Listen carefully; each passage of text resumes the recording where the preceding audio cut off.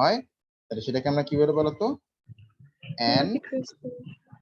anaerobic respiration aerobic মানে presence of oxygen anaerobic মানে absence of oxygen আচ্ছা ঠিক আছে এটা গেল এবার তুমি আসো আমরা শিখব কোএনজাইমস এই যে এই রেডক্স রিঅ্যাকশন যে হচ্ছে এই রেডক্স রিঅ্যাকশনে ওয়ান অফ দা ফ্যাক্টর যে কিনা রিডাকশন এন্ড অক্সিডেশনে হেল্প করে সেই মলিকিউলটার নাম সেই মলিকিউলগুলো হচ্ছে কোএনজাইমস এই কোএনজাইমস গুলো রিডাকশন অক্সিডেশন রিঅ্যাকশনে হেল্প করে তাই একটা কোএনজাইম হচ্ছে এনএডি যার ফুল ফর্ম হচ্ছে নিকোটিন অ্যামাইড অ্যাডেনিন ডাইনিউক্লিওটাইড আর একটা কোএনজাইম হচ্ছে এফএডি যার নাম হচ্ছে ফ্ল্যাভিন অ্যাডেনিন ডাইনিউক্লিওটাইড তো এনএডি আর এফএডি আচ্ছা এখন দেখো এই এনএডি বা এফএডি এদের কাজটা কি দেখো এই এনএডি এরা করে কি এরা হাইড্রোজেন গেইন করে ফ্রম এলসওয়্যার এন্ড অলসো মানে হাইড্রোজেন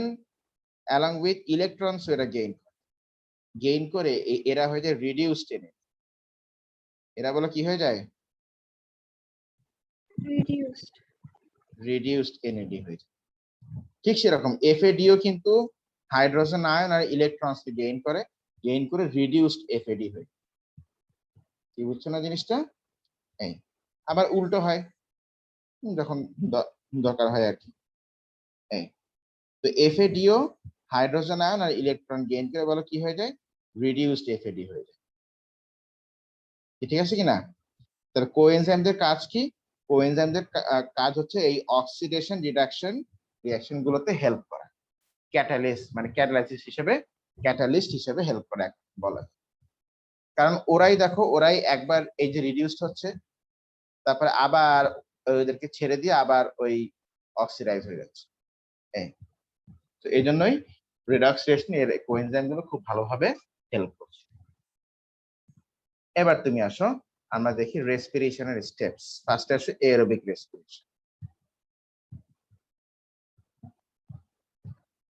এরোবিক রেসপিরেশনের স্টেপস গুলো আমরা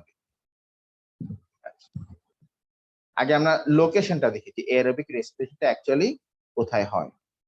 খেয়াল করো ধরো এই একটা সেল এই ধরো সেলের নিউক্লিয়াস আর সেলের মধ্যে ধরো একটা পার্ট আছে যে পার্ট হচ্ছে মাইটোকন্ড্রিয়া এই যে মাইটোকন্ড্রিয়া ধরো এটা